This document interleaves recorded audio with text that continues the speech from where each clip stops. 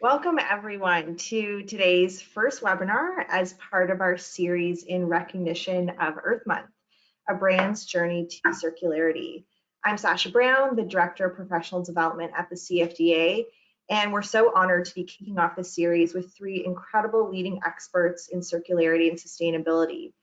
Lewis Perkins, who is the President of the Apparel Impact Institute, Amina Razvi, who's the Executive Director of the Sustainable Apparel Coalition, and Sasha Radovich, who is the Executive Director at Fashion Positive. We are so proud to be partnering and collaborating with Recurate on this series. Recurate is the re-commerce startup that helps brands integrate a resale marketplace directly on their e-commerce store. Its founder and CEO, Adam Siegel, will be leading these conversations for us, and we're so thankful for his expertise and partnership on building this program. Adam has graciously offered his time to meet with guests to help advise and address their circularity and sustainability questions and goals. So if you are interested in setting up some time to virtually meet with Adam, please contact me directly and we'll make sure to set that up. I will be sharing a recap of resources and information discussed today, as well as contact information, so please keep an eye out for my email later this afternoon.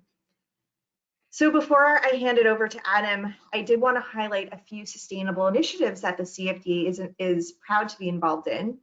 CFDA is for the second time participating in conscious fashion campaigns and the United Nations Office for Partnerships Digital Learning Hub Discover the Sustainable Development Goals.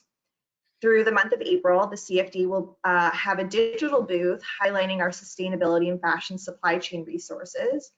And more information about that will be shared on cfda.com later today, so I'll be sure to send through that link. And in addition to that, some of you probably already know that a few years ago, we launched a Sustainability Resource Hub on cfda.com, which was named by Women's Wear Daily as a top 10 need-to-know sustainability resource. This Sustainability-Centered Resource Hub was designed to provide open access resources and information specific to fashion design and business sustainable strategies. And over the course of this year, we are hoping to continue to update it with important new relevant resources, which will include additions to our materials index, our guide, toolkit, and KPI design kit. The last thing I want to quickly mention is that for anyone who's interested in sharing a question with one of our speakers, please feel free to submit those via the question box, and we'll be holding a Q&A towards the end of the hour. So now it is my pleasure to hand it over to Adam. Well, Sasha and CFDA, thank you so much for hosting us. I am very excited for this series, but especially so for this first session because we are very honored with three longtime leaders of sustainable fashion and circularity with Sasha, Amina, and Lewis. So our goal for this call is to glean some insights and learnings from these experts that we can use in our own respective businesses. I know that some of you who are on this call are newer to engaging in circular and sustainable fashion. Maybe some of you have younger brands or brands that haven't historically had considerations around sustainability. But then I also know that some of you are leaders and experts in your own right. So my goal for this conversation is to kind of coax out some interesting insights, but really make this an actionable, practical and actionable conversation. We know that whether you're working for a big brand or a small brand, you probably don't have a whole lot of capacity, extra time on your hands to engage in significantly new or resource intense programs. And so, you know, our goal is to help you figure out how you can continue to progress in your own circularity journey and constantly move the needle given the situations that you're in. So with the panelists, I'm going to go through a series of questions towards that end. But of course, we're also very interested in hearing from all of you. So like Sasha Brown mentioned, please do put your questions in the chat or the Q&A feature, and we'll try to pepper in some answers to each of your questions throughout this. But first, you heard the titles of the folks that are on the line right now, but I'd actually like to go through and ask each one of you to give a little bit more detailed of an introduction. So maybe Lewis, I'll start with you. Just tell us about yourself, the organization that you run, and why would fashion brands want to work with you? Great, thank you so much, Adam. It's great to be here, and hello to everyone who's watching, and to my fellow panelists who I get to work with on a daily, weekly basis. So I run the Apparel Impact Institute, which is an organization that rolled out of the Sustainable Apparel Coalition in order to really help the industry reach its stated targets and goals related to positive impact. And the intent was to really take data insights and look for and identify specific programs that are proven that could help scale programs that would actually address those targets. And what I mean is, like, big issues like climate and water and biodiversity. How do we really address some of these specific goals? And so our organization is working on kind of all of the above, but the first program that we've then taken to scale is the legacy mill improvement program, Clean by Design, that was created at the NRDC. And we've aligned that with other global mill improvement programs. And so we're working to build that, which has a water, chemical, and energy efficiency element to it, but then bridge that into this overarching approach the industry is taking towards reaching specific carbon reduction, carbon emission reduction strategies, and scaling towards renewable, carbon neutral goals. And I know Amina is going to speak a little bit more about that, I'm sure. So that's what we're working on: coal elimination, scaling renewables. No small projects, no small goals there. And so brands and retailers work with us mainly because we're able to work in collective action. We're able to work as a group rather than try to take these on one by one. And our philosophy really follows that of the SAC, which was that we need to do this together, that it makes no sense to send in different programs, different audits, different tools on different days of the week, endorsed by different brand retailers. It really needs to be a collective industry approach. And so that's the work that's been happening for over a decade at the SAC, and we're really an evolution of that approach towards using common tools, common recruitment, and really aligning that implementation for the industry. So we work with a couple dozen brand retailers now, but we have, through partnership with the SAC, we have many brands and retailers that are aware of our work and that we speak to often, and look forward to having more and more participants working with us, both at the big brand retailer side, large brand retailer side, but also small, medium enterprises, because we're able to work across lots of different goals and capacities for size to address this work. Great. Well, thank you, Lewis. I appreciate that, and hopefully it's clear already the expertise that we have with this group. Amina, since SAC was mentioned several times, would you like to go next? Yeah, thanks, Adam, and thanks, Lewis, for the great intro. That's super helpful. My name is Amina Rosby. I'm the executive director of the Sustainable Apparel Coalition, and we are a global industry-wide nonprofit organization. We have over 250 members across the globe who are really working to reduce environmental impact and increase social justice. Our members represent every part of the value chain, so brands, retailers, manufacturers, service providers, trade associations, nonprofits, and academics. And over the past 10 years, as Lewis mentioned, we've really been working with our members to develop the Higg Index, which is a suite of standardized tools for measuring value chain sustainability. As Lewis also alluded to, for us, brands and manufacturers really work with us because we provide standardized tools that help them to assess and really understand their impacts across the value chain, from the products that they design to where those products are made to the companies that are actually behind making those products. And insights from these tools help companies to really see hotspots and trends and understand how they can improve their performance over time. In addition, I think one of the successes of the SAC has been that we've operated from a pre-competitive space. So as Lewis alluded to, it's really bringing the industry together to solve systemic challenges. And the community provides companies with this amazing network of both peers and partners that they can use to learn best practice from, to really gain insight on challenges and opportunities, as well as really work together to address these issues in terms of collective action. How do we start looking at tools and insights to really address climate change or water scarcity or social labor issues? So that's a lot of the work that we've been doing, and we're grateful to be partnering with Lewis and Sasha and others across the industry to really drive systemic change. Well, thank you, and thank you for your leadership in this field as well. Sasha, turn it over to you next.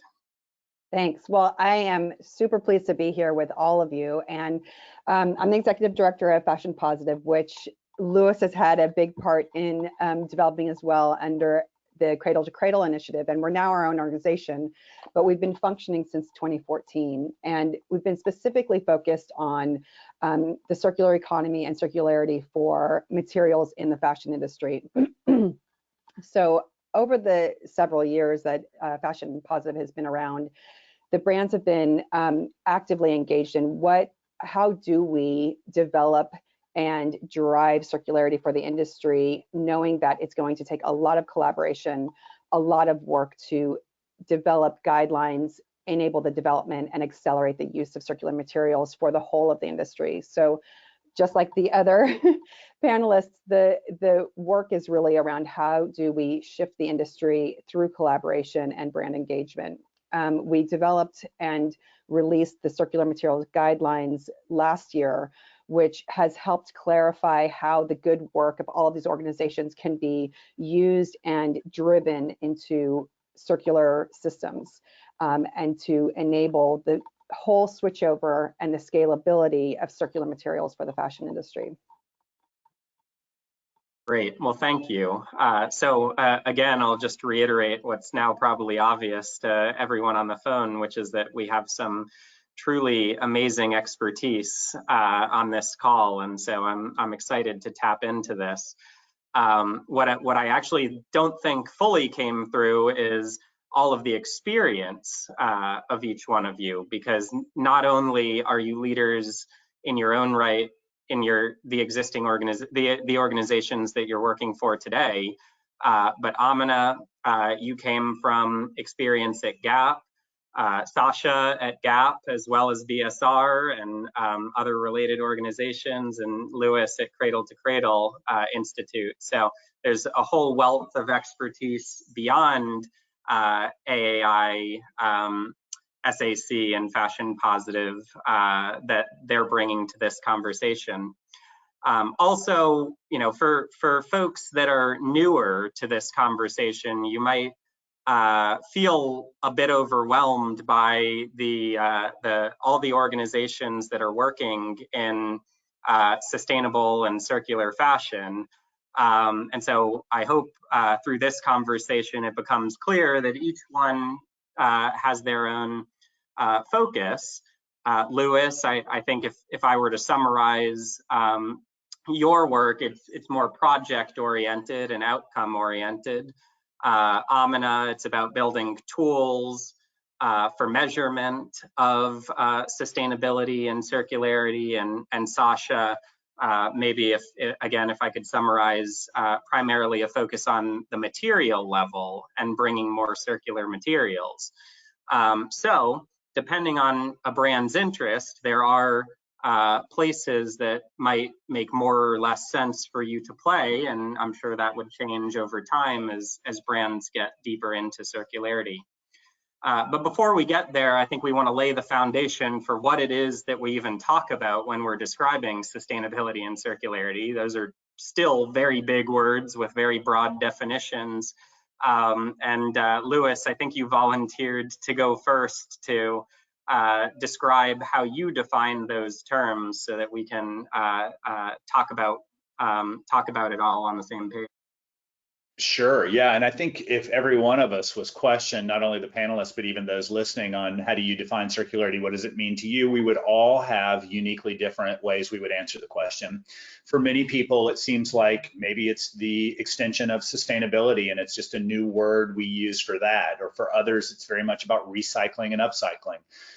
For me, because I ran the Cradle to Cradle Institute and I had the benefit of working with William McDonough and Michael Bromgart on the Cradle to Cradle framework for a number of years. And I think it goes back to when I actually first read that book. And for me, it was really not one about narrowing in on just the circular economy aspect of it, which is the economic drivers around the concept of circularity, but it was really a broader approach beyond even just the materials that looked at regenerative systems. And it was the concept that what we want to do is start creating circularity of resources, given that we're living in an environment where we're rapidly deplenishing certain resources. And that includes water, and that includes the resources that are being burned to make our products, whether it's apparel or others, footwear, or even other industries, that we're pulling down, we're drawing down this sort of linear model of everything gets extracted, extruded, used up, and then waste. And the concept of circularity, to me, in the broadest sense, really looks at regenerative systems of how we use energy, how we use water, how we use human capital as well, really looking at an approach towards that humans are resources and that we should not be looked at in a linear model of take, make, waste as well. And then certainly the circularity of materials. And I think that's where the most excitement comes from the uptake of this topic of circularity, is the idea that everything is a nutrient for a future cycle, and that we really want to capture molecules and materials along the value chain and continuously put them back into play and into use. And so for me, it's a combination of all of the above. But I think it's important not to forget that circularity is really a larger system of regenerative, and it's that you give back, that you don't just take, you give back. So it's really about sort of a mindfulness practice towards how we make and use and interact with things. So maybe Sasha, I'll bring it to you next. I'd be interested in your agreement, disagreement with any elements of that, but also given that at the end of the day, the audience here are mostly from companies, from businesses. I'd be interested in yours and then Amina's perspective on how businesses benefit by thinking about sustainability. Yeah, so on your first question around circularity, given that two of our closest partners are Cradle to Cradle and Ellen MacArthur Foundation, we clearly have a very similar way of looking at it. But just simply put, I think that there's been kind of a misnomer that circularity is about recycling or about that end of life part of the system, when actually what we're looking at and what I think most circular organizations are really focused on is that every point and impact has a value. And how do we capture that value and ensure that it's being planned for throughout the entire cycle? So as Louis had said, part of it is designing from the beginning, from the materials around how durable they will be, how long lasting, how do you capture the value through the whole cycle and plan for that through chemistry, energy, water, and human capital in a way that allows you to capture every point of that system.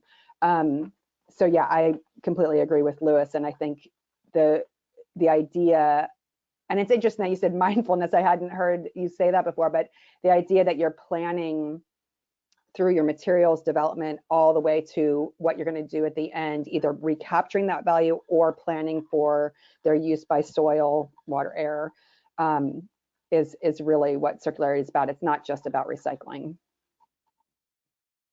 But I'll hand it to Amina to answer the other question.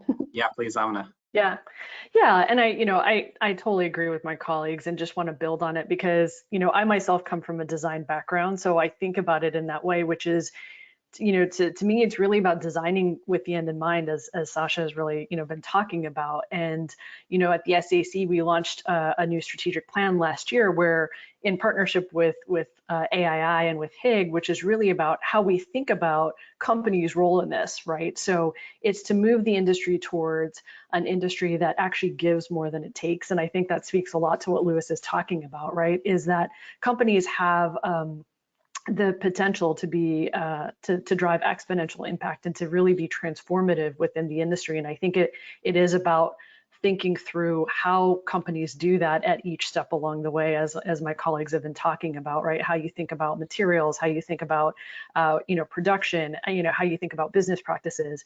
And so for me, it's really kind of looking systematically at each part of the process at every point across the value chain, and thinking about how you move that forward in line with company strategy, in line with kind of stakeholder, consumer, government expectations, and all of that really rolls into a company strategy and how it moves forward. Thank you. I will say that when I hear the definition of sustainability or circularity, it feels daunting. There's a whole lot to do. Everything from thinking about or being mindful about the materials you use, the design of the product, manufacture, sale, reuse, recycle, end of use, there's a lot. And of course, in the meantime, all of these companies are trying to run businesses. They're trying to get more customers, build out their e-com, handle a pandemic, and all of that. And so I guess my follow-up to you with regard to the definition is maybe just to think about it a different way. How are you seeing brands benefit when they decide to care about these issues or focus on these issues? And maybe Sasha, or I'll leave that open. Who wants to go? I mean, I can start. I think the benefits to companies are that they're going to meet, I think, increasing consumer demands, right? If you look at kind of where consumers are right now, consumers, stakeholders, governments are starting to really expect that businesses actually deal with these issues. And while it may seem daunting, and you've listed a lot, right, that companies need to be thinking about or mindful of as they start this journey, it's also important to remember that it is a journey, right? And that what's important is that companies and brands actually start someplace. Is that they pick an area that aligns, I think, with their business, with their strategy, as I mentioned earlier, and that they start there and they continue to make progress, because it is increasingly becoming an expectation that sustainability is not necessarily a nice to have. It's actually a business imperative. And that's the one thing I'd like to stress to companies on the call, is that this is moving in this direction of where I don't really think this is no longer a trend, but it is actually something that is going to be required and is going to be expected for companies to do, whether from their own consumers or from a regulatory standpoint. And so what is important is to start someplace and to start working with others, the organizations on this call, with other business partners, to figure out, how they get started and how they continue to move the needle in that direction. So thank you for that. And Amina, if you don't mind, I'm going to try to drill down on this a bit more. So you say that it's beyond a trend, with customers, potentially regulators as well, and maybe there's other forces at play there. And I'd be interested, if you can provide maybe a concrete example of what customer demand for sustainability actually looks like. Like what are your members seeing in terms of their customers asking for sustainability? Yeah, I think over the past year, what has been really interesting is that consumers have become, I think, a lot more aware of certain issues, regardless of whether it is, purchasing practices in the supply chain, of whether it's around kind of materials. There has been a lot of increased interest in what companies are doing, how they are responding to various issues that are arising within the industry, and then how they're dealing with those issues. And I don't think that trend is, I don't actually think it's a trend. I think it's here to stay, and I don't really like the word trend. I know that it makes sense kind of within the context of fashion and what we're talking about, but it kind of implies something that is seasonal or short-lived, or something that's going to be different next year. And the shift is actually coming from both consumers, stakeholders, and it's also coming from governments who are increasingly looking at how they are going to potentially regulate the industry, right? So I think that there are really concrete examples both in the US and in the EU about how policy is changing and shifting, and consumers are increasingly expecting and demanding that the businesses that they buy from are addressing these issues as well. And we've heard that from our members, but we've also seen it in terms of conversations with partners and stakeholders as well. Great. I would Yeah, add Louis. to that. Yeah, go ahead, Sasha. Go ahead, Sasha. I would add, I think it's a great point that Amina's making around consumer pressure and regulatory pressure, and there's all of these kinds of risks to meet. And through that, there's a lot of consumer behavior change that are also huge opportunities for businesses that they're capturing. So not only on what Amina is speaking about around managing risk and seeing what consumers want, but in that want creates whole other opportunities of business models, for instance, recapturing your product, having your product in longer stay within your own platforms in resale, having those valuable materials actually come back to you to reduce the cost of even virgin production. That kind of opportunity is huge. And as the systems become more and more in play, you're going to see more and more value captured by brands, by not only addressing risks and really speaking to what consumers are expecting from you as a bottom line, but also building business opportunities around that change in behavior and expectation. Louis, I'm sorry I cut you off. I love everything you said, and one of the things that we're observing too is, and I think this is above just our organization, but 2020 was an interesting year, right? And I would have thought a year ago that sustainability might have been put on a back burner. But what was interesting is when we all slowed our lives down and we spent a lot of time on these devices, we actually ramped up our awareness and people had more time to focus on what mattered to them. So you had a global pandemic, climate crisis continues, social justice issues, and all of a sudden, and political issues affecting all three. And all of a sudden, you have a lot of people that are actually caring more about where and how things are made than they were 12 months ago. And I was kind of surprised to watch this happen. But I think increasingly, we've had time to actually, research and follow what all is happening around the way products are made. Sustainability actually has accelerated in this space, and even the circularity issue, I think in the last 12 months has accelerated. In the brands that we work with and talk to, this is not getting put on the side. This is getting, accelerated. Great.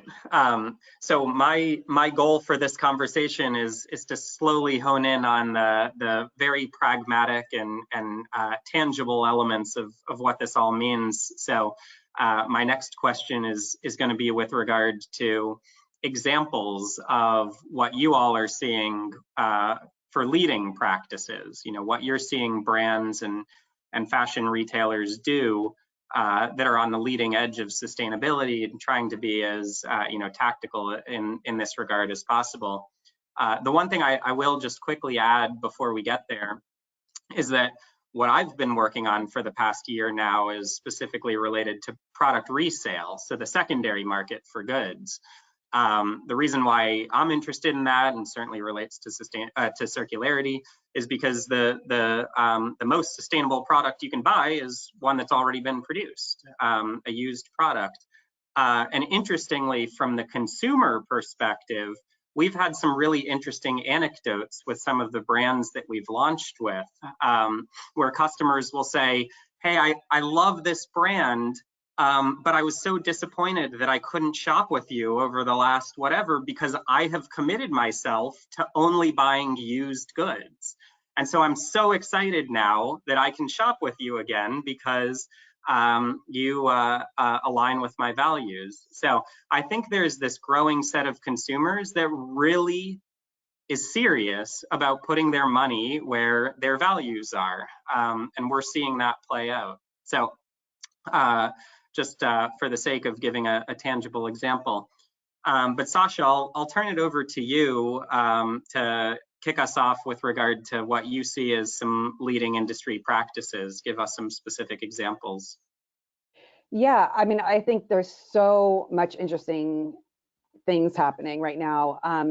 And I think it's driven by the necessity of collaboration on this kind of level of systems change that we have to engender to actually link half of the whole supply chain that hasn't ever been linked before. So we're seeing a lot of new collaboration. But what I personally find the most fascinating is that brands are really starting to dig deep on what is truly pre-competitive. And it means really looking at some things that before may have been deemed competitive, or brands would have wanted to be proprietary, that now brands are collectively working towards. So for example, the level of investment, capital investment, time with teams, infrastructure development is beyond any single, not only brand, but any part of the sector.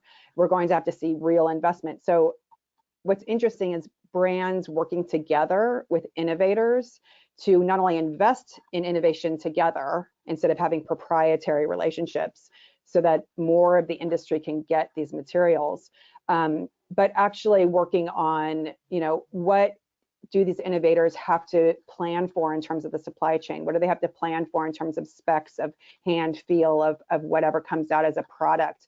And that there's so much investment that has to go in before an innovator even has a product that brands are starting to collect and either have very much shorter proprietary time scales, like maybe one season of proprietary, or do away with it altogether. And so this kind of investment with innovators and really working directly with innovators to ensure that their product can get to market and actually be used by the whole of the industry is really interesting. And so you see people coming together for kind of investment through Alante Capital, for instance, or you see brands like Add or Known working directly with Econil about what they would look for in a product, and not even ask for proprietary or exclusionary kind of access. Or Allbirds recently had announced that Timberland and UGG are using their material that they had collaborated on with an innovator for a bioplastic. And so it's really these brands that are leading and starting these innovations and allowing the whole industry to have access to this change, because it's going to take a massive amount of innovation, a massive amount of investment to get these innovators to market, and a massive amount of new thinking to scale to market these kinds of more clean, safe materials for the whole of the industry change. So there's some examples that I'm excited about personally. Yeah, well, that I totally agree with that vision. Amina, do you want to give a couple of concrete examples of what you're seeing in terms of leading practices? Yeah, and one of the things, I kind of want to build on something that Sasha's talking about, which is, really interesting partnerships and collaborations that we're starting to see, because that is where I think a lot of leading companies are really starting to engage. So a couple examples we have, and I want to look at it actually from a slightly different vantage point of a manufacturer, and I'll talk about why I think that's so important. But dbrand is a small service provider that belongs to the SAC, and they work with brands like Lulu and Aritzia and Canada Goose on takebacks and reverse logistics. And it alludes to something Sasha mentioned earlier, which is really looking at waste as this incredibly valuable commodity, right? And how they actually work with brands to ensure that this material stays in the system and that they're being able to kind of bridge that gap between recycling and circularity, I think is really interesting. And they're working with them in really innovative ways, right? So that the brands can really design product, and they're really kind of thinking about that whole back end, right, to be able to supply them with innovative materials that then kind of go back into the system. The other one is a smaller manufacturer, small yarn manufacturer in the APAC region, Cyclo in Bangladesh, and they produce recycled yarn by mechanically recycling textile waste from actual garment manufacturers in Bangladesh into new fibers and yarns without using water, chemicals, or dyes.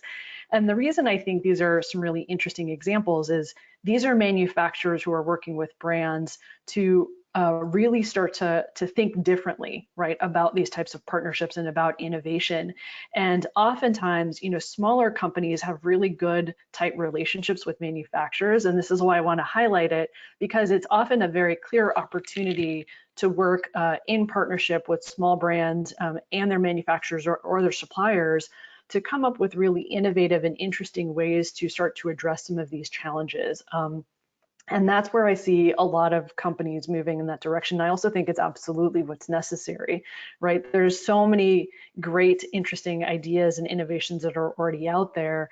And a lot of times it really comes down to, engaging with your supply chain partners, looking for those innovations. And then also, as Sasha alluded to, partnering with other brands from a pre-competitive perspective to really start to scale those innovations. Louis, anything that you would want to add in terms of leading practices that you're seeing across the industry? Maybe one or two concrete examples? Yeah, I think one of, and this kind of goes above some of the work or beyond a little bit of the work that we're doing at Apparel Impact Institute, but more around some of my experience with the Cradle world too. But I think there's a lot of interesting ways in which the industry is also looking at diversified materials. So we've been working with World Resource Institute on a report that is identifying the focus areas or levers that we call them to pull to reach the science-based targets commitment by 2030, which is a goal of 45% CO2 reduction. The SAC is supporting that goal too in the supply chain. And so I think what this is going to mean is that a lot of organizations are looking at how do they plug into that goal, right? So particularly on the manufacturer side, because scope 3 is the supply chain. So we know that when it comes to materials, there's 3 key areas that this report is driving us towards: material efficiency, preferred materials, which is a lot of the work of Textile Exchange as well, and new and next generation materials. And I think a lot of the industry likes to market and promote and brand the next generation materials, and I think that makes a lot of sense because they're exciting and interesting and new, and they garner a lot of media attention when they're coming from some unusual material. But I think there's something that's very interesting about the overlap of the 3, because oftentimes what you're looking at is a better or more efficient way to make a conventional material or to utilize a raw material. So I'm not listing any kind of brand retailer names behind some of these projects, but there are a number of initiatives and programs that are out there. And I think when you look at some of the materials coming from agricultural waste to the byproduct or stream of the food and agriculture industry and how that's getting pulled in, it's some of the same considerations we're looking at on the carbon reduction side, with biomass potentially being a fuel source instead of coal. So I think, there's some really interesting overlaps.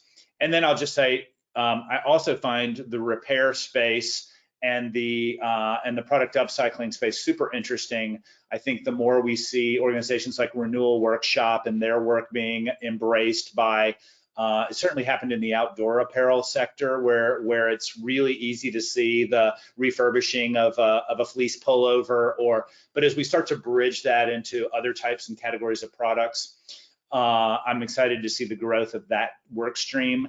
And then I'll close on this topic with also saying, I've really admired the leadership that Eileen Fisher has taken with their Renew, where they're able to take fabrics back in products that may have been used, but then create a product of equal or greater value.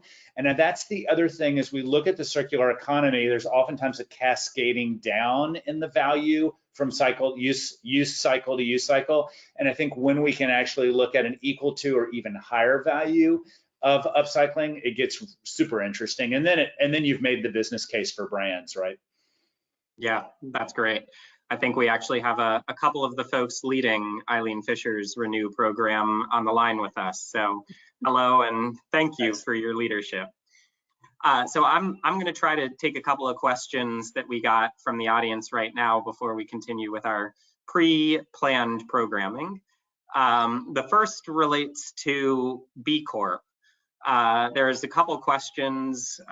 First, just maybe very generally, does B Corp certification include sustainability? I think the answer is yes, but maybe we should drill in on that for a minute. And then the related question is it necessary for a sustainable brand to get B Corp certified? And I'd be interested, does one of you want to answer both of those questions together? I mean, I wouldn't want to speak to whether or not somebody should get B Corp status. I think a B Corp company should speak on that behalf. But yes, B Corp does include sustainability. It includes both environment and social issues within B Corp. And it is also a way of indicating for consumers actually where you are. So it's a consumer-facing kind of certification or label. So in that way, I think that some brands look at that as being valuable. I wouldn't want to speak on behalf of whether somebody should or shouldn't. That's up to a business strategy, really. I don't know if either Amina or Louis want to add to that. I have a point of view, but Amina, do you have something to add? No, I mean, I would agree. I think it very much depends on kind of, overall business, expectations and strategy, as Sasha mentioned. The one thing I'll add is just from the SAC and the HIG perspective, right? The HIG brand and retail module also kind of assesses both social and environmental performance. So I think there are a variety of tools out there that help companies to really understand, where they are from both the social and environmental perspective. And it really is about, what are the right tools for your business that align with strategy and kind of, where you're going. Yeah, I'll add on to that. Having run a certification program, this is my perspective on certifications. It's about actually the work that you do to get certified. That's what's meaningful. So if you go through the criteria of B Corp and look through it, you're going to see all the things you really should be doing. And same with a lot of certifications and standards.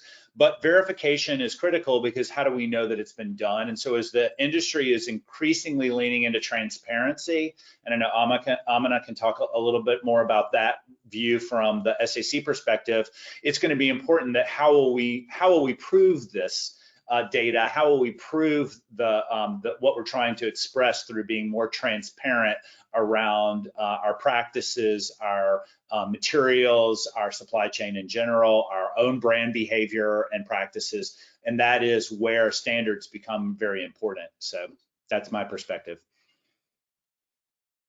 But I'll add, I'll just add, there's so many of them. I know you're trying to figure out how to fit, and I think you're going to see more and more alignment, where you're going to see more and more data sharing, and you're going to see more standards come more. It doesn't mean they'll merge necessarily, but that there'll be more alignment around it, and then it'll be what's meaningful to your customer, your consumer, who you're buying and selling from, as to which standard you choose. Yeah, that's a great point. And for what it's worth, maybe this is obvious, but B Corp is much more than just apparel or fashion. It's across all industries. Though I ran an analysis a couple of years ago for the sectors that were most represented in B Corp, and maybe not surprisingly, consumer brands generally were at the top of the list. So Amina, I have an audience question for you that relates to measurement. So I figure you're the right person for this. The specific question is, in the last decade that you've been working on these initiatives, you've been working longer than that, have you seen a noticeable decrease in environmental impact, energy, emissions, pollution, energy use, that sort of thing? And I think we can even just broaden the question to say, what will we need to be able to measure and meaningfully reduce those impacts over time in the future? Yeah, yeah, happy to take that question because I love talking about measurement tools.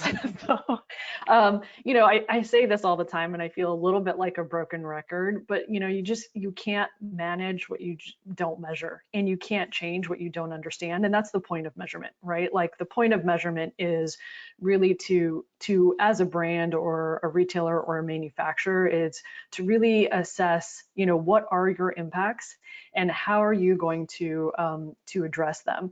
And what we've seen at the SAC is we have actually seen decreases. You know, the Higg facility environmental module, which is the most widely used module of the Higg Index and measures environmental performance for facilities, we've seen that manufacturers who are completing this year over year are actually improving their performance. And we know that not just through the self-assessed data, but also through the verified data, to Lewis's point, right? The verified data shows that manufacturers are actually improving their performance in terms of reducing energy, reducing water usage, reducing chemical usage. And so I think that it proves that theory of change, that if you do actually measure it and you know, continuously measure your performance, you not only have a better understanding of what your impacts are, but you're able to then focus your efforts strategically on the things that matter. That's both true from the data that we see. It's also true anecdotally from the manufacturers that we speak to, who tell us that it actually does help them, you know, figure out where to focus and concentrate their efforts. It also helps them to have, I think, more aligned conversation with their brand customers, right? About, and Lewis kind of alluded to this earlier, you know, not focusing on a million different things, and maybe Sasha alluded to this as well, you know, not focusing on a different thing on a different day. It gives them actionable data that says, look, we know where we need to focus our efforts, and we want to have a conversation or a partnership around how we do that together to actually drive down environmental impacts. So that's kind of on the measurement side. On the what will it take for us to kind of, you know, get to where we need to be. As Lewis alluded to, the SAC has set a 45% reduction target for emissions for the coalition, in line with science, with the latest IPCC report and science-based targets. And what it's really going to take is companies actually starting to measure their impacts across the value chain at scale, right? So it's not going to be enough for 1 or 2 or 3 companies or a handful of leading companies to do this. We really need to be looking at all companies taking a very proactive and active stance on measuring their impacts across the value chain, and then starting to actually work with others. You know, we've all talked about partnership and collaboration, and there are so many great partners out there that you can work with, but I think it's going to be really hard to understand who you need to work with and where, unless you actually understand your impacts to begin with. Thank you for that. That's a fantastic answer, and I think it puts the history of this into context, and also the future, where things are going. Given that we have just about 9 minutes left, I'm going to try to accelerate the conversation, but also remind everyone that if you do have any questions for this amazing group, please do send it through the chat, and we will try to answer it before the end of our time. Sasha, I wanted to turn to you to ask a couple of related questions. One is, you know, for brands that haven't started their journey towards circularity yet, where do you recommend they start? And related to that, what are some practical and easily actionable tools or resources or support or guidance or something like that that you would recommend brands review as they're progressing towards circularity? So kind of the first step, and tools and resources to continue to inch along that journey. You want me to start that? Because I would actually put that to Amina, because both of those are great follow-up questions to what Amina was just talking about. Yes, Amina. Yeah, and Amina has like the suite of tools, but that in terms of, from my perspective around where should people start, I think both Lewis and Amina already said it, just start. Like, and if you really look at where your impacts are, it'll be an easy way to identify quickly where you want to lean in first. If you measure what and look at what your supply chain actually looks at where your supply chain is, and you look at what the measurement tools that are available that Amina will talk about in a second, you can actually really have a low-hanging fruit in terms of really showing where you can start. So Amina actually has is the tools person. Thanks, Sasha. Yeah, I think, Sasha makes a great point about like it becomes a lot easier when you know what your impacts are, right? Because then it doesn't seem so big and so vague. It really allows you to kind of hone in. There are a lot of brands and designers on the call, and for me, I'd say start with a tool like the HIG MSI, right? The HIG Material Sustainability Index, which really helps companies and designers understand the environmental impact of materials. Louis alluded to this earlier, materials, and Sasha did as well. Materials are a very big piece of this, right? And from a design perspective, understanding the environmental impacts of the materials that you start any design with is really a key, it's key to this whole kind of sustainability and I think circularity journey. And so tools like that help designers to understand the impacts, whether you're looking at, a conventional cotton or recycled or conventional polyester versus recycled polyester. It really helps designers and brands, kind of start to look at different materials and to understand what some of those trade-offs are. And these tools are meant to be educational tools, right? They're meant to be able to support brands and designers with information that allows them to really make more informed decisions throughout the product design process. And so, I often encourage companies to start there, to looking at their materials, to looking at their material portfolios. It's how actually a lot of our member companies are using those tools to start off with. And then obviously we've got 5 tools within the HIG suite, looking at everything from, the facility environmental module to the social labor module. And then also, for brands, starting with the brand and retail module, right? That's going to be super important because it really gives you the highest level perspective of what you as a brand are doing and, where you want to focus your efforts. And then you can kind of start to look at how the various tools will support that strategy and how it really aligns with your business. Louis, I'll let Louis chime in. Oh, I would just, if I can just add to the need for that in order to get to the point where you're collaborating on solves is critical. And why we're all work together so much is because there's a process of identification of looking at, for instance, materials. How do you collaborate then on the learning journey and work with other organizations, other companies on then addressing what you've found and identified as something that you can lean in on. But sorry, Louis, go ahead. No, you guys have really said it all, but I'll add on to it. When we founded the Fashion Positive Initiative, it was really about verifying the material inputs for circularity. Like how do you define and build a library of materials according to a set of principles that say this is a circular material?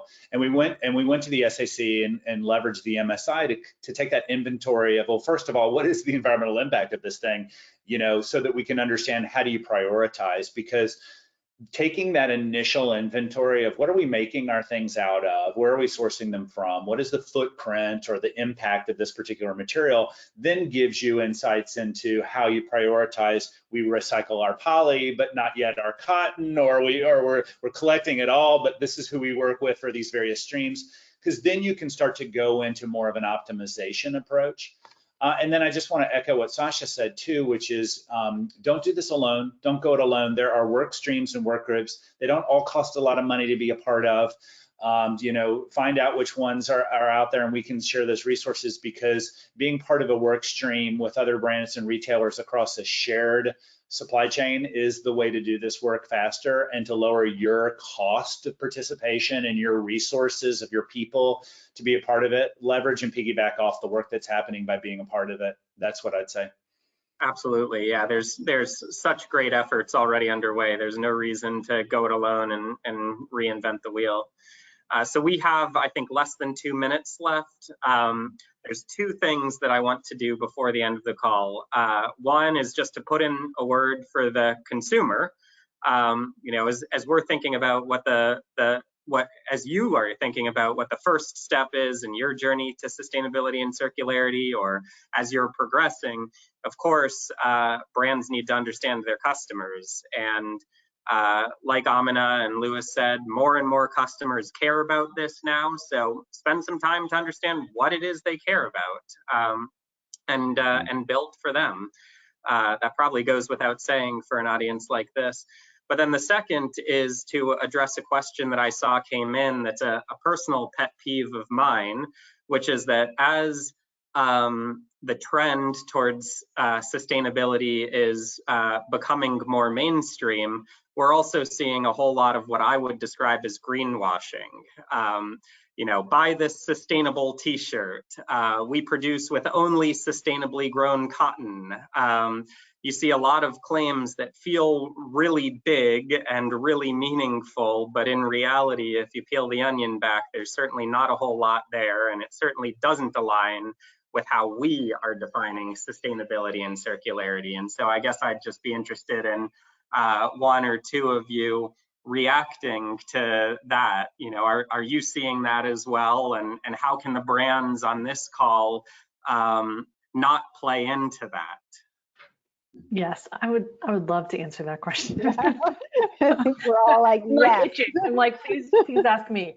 Yeah, it's a great point, and I'm going to just build off of something Lewis said earlier, which is that verification is really key, right? The reason that the SAC actually started was to create credible, trusted tools that would inform decision making, and that was not just from a business to business perspective. It was actually set up with the intent to be able to communicate that information ultimately to consumers, right? So that consumers could have trusted, verified information that they could use to make different purchasing decisions.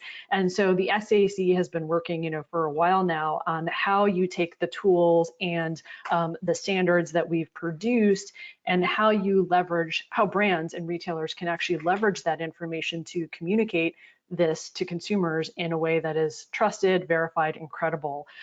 So I think there's more to come from the SAC on that, but we're really excited about that. And I think it's hugely critical, not just because of what we're talking about in terms of consumer trust and expectations, but also from a stakeholder and again a regulatory perspective. I think this is going to be increasingly important that brands can actually back up with verified verified data the claims that they're making on their products.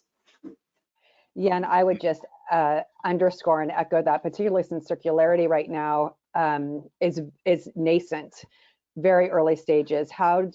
One thing that Fashion Positive has been doing is taking the good work that we can drive better understanding and show what is verified. How do you understand circularity? Where are we going? Because in some senses, we're seeing it become the Wild West, where there's claims that are just, aren't really based in science, or even using science in a way that is counterproductive for what we're trying to impact as an end result, and what Lewis was talking about around regeneration and not depleting our planetary boundaries. So I totally agree with Amina that the verification process is going to be more and more important, and that it'll be less like whether you're B Corp or whether this or that, but more how well are you identifying and verifying your data, and that the data is sound against what we're trying to achieve within circularity or sustainability. And that the consumer needs to understand more and more and get more and more educated about that, because it's confusing right now. And yes, there is a lot of greenwashing. Well, thank you. Thank you for that. I know we're over time, so I should probably wrap us up. Again, I just want to thank you three, Sasha, Amina, and Lewis, for your leadership in this industry and working with so many amazing brands to push the industry ahead. Thank you for all that you do. And for those of you that are on the line, I'm sure there's many, many more questions that we couldn't answer today.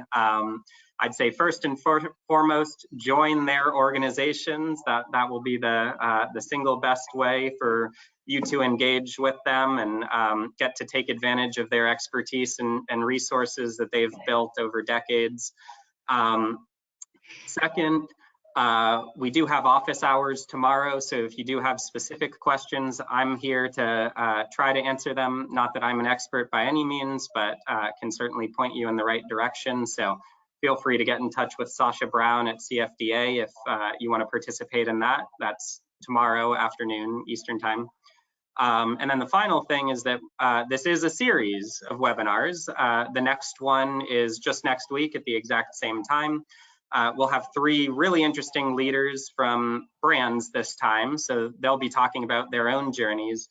And the brands are Redone, the premium denim brand, super cool brand, Adif, and Mara Hoffman, all leaders in their respective spaces. So again, thank you to the 3 of you and to this whole audience. Really appreciate your time. Thanks. Thank Bye, you. everyone.